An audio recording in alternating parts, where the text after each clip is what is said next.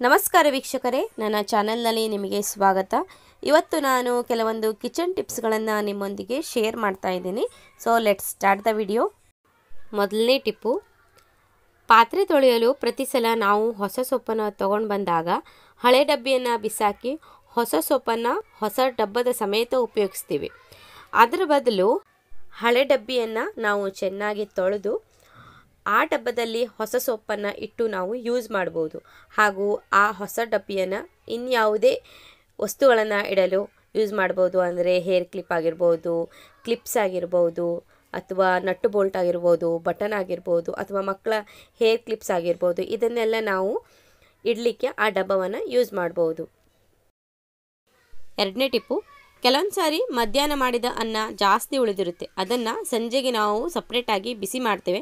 ಅದರ ಬದಲು ರಾತ್ರಿ ಕುಕ್ಕರಲ್ಲಿ ಅನ್ನ ಮಾಡಿದಾಗ ಕುಕ್ಕರ್ ಬಿಸಿ ಇರುವಾಗಲೇ ಅದರ ಮುಚ್ಚಳ ತೆಗೆದು ಮಧ್ಯಾಹ್ನ ಉಳಿದಿರುವಂತಹ ಅನ್ನ ಪಾತ್ರೆ ಸಮೇತ 10ರಿಂದ 15 ನಿಮಿಷದವರೆಗೆ ಕುಕ್ಕರಲ್ಲಿ ಇಟ್ಟು ಮುಚ್ಚಳ ಮುಚ್ಚಿ.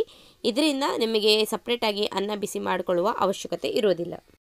ಮೂರನೇ ಟಿಪ್ಪು, ನಾವು ಡಸ್ಟ್ಬಿನ್ನ ಪ್ಲಾಸ್ಟಿಕ್ ಬ್ಯಾಗನ್ನು ಚೇಂಜ್ ಮಾಡುವಾಗ ಅದು ಡಸ್ಟ್ಬಿನ್ ಒಳಗೆ ಸರಿಯಾಗಿ ಕೂರೋದಿಲ್ಲ, ಅದು ಲೂಸ್ ಆಗಿರುತ್ತೆ. ಅದಕ್ಕೆ ನಾವು ಪ್ಲಾಸ್ಟಿಕ್ ಬ್ಯಾಗನ್ನು ಸೈಡಲ್ಲಿ ಸ್ವಲ್ಪ ಕಟ್ ಮಾಡಿ ಬಿನ್ಗೆ ಗಟ್ಟಿಯಾಗಿ ಕಟ್ಟಿದರೆ ಡಸ್ಟ್ಬಿನ್ನಲ್ಲಿ ಅದು ಸರಿಯಾಗಿ ಕೂರುತ್ತೆ ಮತ್ತು ಯಾವುದೇ ಹೆವಿ ಆದಂತಹ ಕಸವನ್ನು ನಾವು ಹಾಕಿದರೂ ಕೂಡ ಅದು ಅಲುಗಾಡೋದಿಲ್ಲ.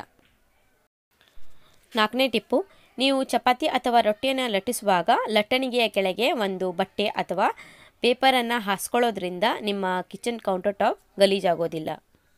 ಟಿಪ್ ನಂಬರ್ 5, ಕೆಲವೊಂದು ಸಾರಿ ನಾವು ಬೆಳಗಿನ ತಿಂಡಿಗೆ ಇಡ್ಲಿ ಅಥವಾ ದೋಸೆಯನ್ನು ಮಾಡಬೇಕು ಅಂತ ಅನ್ಕೋತೀವಿ. ಆದರೆ ಅಕ್ಕಿಯನ್ನು ನೆನೆಯಲು ಮರ್ತೋಗ್ಬಿಡ್ತೀವಿ. ಇದರಿಂದ ಹಿಟ್ಟು ಕೂಡ ಉಬ್ಬೋದಿಲ್ಲ. ಆಗ ಈ ಟಿಪ್ಪನ್ನು ಫಾಲೋ ಮಾಡಿ. ಅಕ್ಕಿಯನ್ನು ರುಬ್ಬಿದ ನಂತರ ಒಂದು ಪಾತ್ರೆಯಲ್ಲಿ ಸ್ವಲ್ಪ ನೀರನ್ನು ಕುದಿ ಬರುವವರೆಗೆ ಕಾಯಿಸಿ, ನಂತರ ಹಿಟ್ಟಿಗೆ ಸ್ವಲ್ಪ ಸೋಡಾವನ್ನು ಸೇರಿಸಿ ಆ ಪಾತ್ರೆಯನ್ನು ಬಿಸಿ ಪಾತ್ರೆಯ ಮೇಲೆ ಇಟ್ಟು ಅದರ ಮೇಲೆ ಒಂದು ಭಾರವಾದಂಥ ವಸ್ತುವನ್ನು ಇಡೋದ್ರಿಂದ ನಿಮ್ಮ ಹಿಟ್ಟು ಬೇಗನೆ ಉಬ್ಬುತ್ತೆ.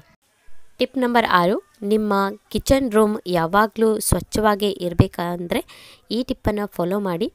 ರಾತ್ರಿ ಹೊತ್ತಲ್ಲಿ ನೀವು ಮಲಗುವ ಮುಂಚೆ ನಿಮ್ಮ ಕಿಚನ್ ರೂಮನ್ನು ಚೆನ್ನಾಗಿ ಕ್ಲೀನ್ ಮಾಡಿ. ಹಾಗೂ ಒಲೆಯ ಕೆಳಗಡೆನೂ ಕೂಡ ದಿನಾಲೂ ಕ್ಲೀನ್ ಮಾಡೋದ್ರಿಂದ ನಿಮ್ಮ ಅಡುಗೆ ಕೋಣೆ ಸ್ವಚ್ಛವಾಗಿರುತ್ತೆ ಹಾಗೂ ಜರ್ಲೆ ಕಾಟನೂ ಇರೋದಿಲ್ಲ. ಅದ್ರ ಜೊತೆಗೆ ಕಿಚನ್ ಸಿಂಕನ್ನು ಕೂಡ ಚೆನ್ನಾಗಿ ಸೋಪ್ನಿಂದ ಕ್ಲೀನ್ ಮಾಡೋದರಿಂದ ನಿಮ್ಮ ಅಡುಗೆ ಕೋಣೆ ಯಾವಾಗಲೂ ಸ್ವಚ್ಛವಾಗಿರುತ್ತೆ.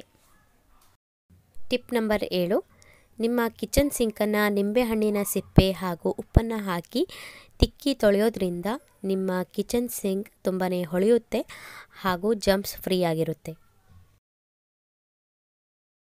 ಟಿಪ್ ನಂಬರ್ 8, ಕಿಚನ್ ಸಿಂಕ್ ಮೂಲೆಗಳು ತುಂಬಾ ಕೊಳೆಯಾಗಿರುತ್ತೆ. ಆಗ ನೀವು ಯಾವುದಾದ್ರೂ ಒಂದು ಹಳೆಯ ಟೂತ್ ಬ್ರಷ್ನಿಂದ ಕ್ಲೀನ್ ಮಾಡೋದ್ರಿಂದ ನಿಮ್ಮ ಕಿಚನ್ ಸಿಂಕ್ಗಳ ಮೂಲೆಗಳು ಕ್ಲೀನ್ ಆಗುತ್ತವೆ.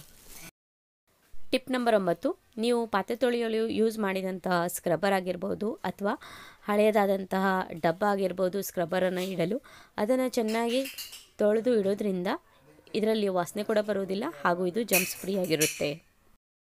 ಸೊ ಸ್ನೇಹಿತರೆ, ಇದು ಇವತ್ತಿನ ವಿಡಿಯೋ. ಈ ಟಿಪ್ಸ್ಗಳು ನಿಮಗೆ ಇಷ್ಟ ಆದಲ್ಲಿ ಈ ವಿಡಿಯೋನ ಲೈಕ್ ಮಾಡಿ. ಈ ವಿಡಿಯೋನ ನಿಮ್ಮ ಫ್ಯಾಮಿಲಿ ಫ್ರೆಂಡ್ಸ್ಗಳ ಜೊತೆ ವಾಟ್ಸಪ್ಪಲ್ಲಿ ಹಾಗೂ ಫೇಸ್ಬುಕ್ಕಲ್ಲಿ ಶೇರ್ ಮಾಡಿ ಹಾಗೂ ನನ್ನ ಚಾನಲನ್ನು ಸಬ್ಸ್ಕ್ರೈಬ್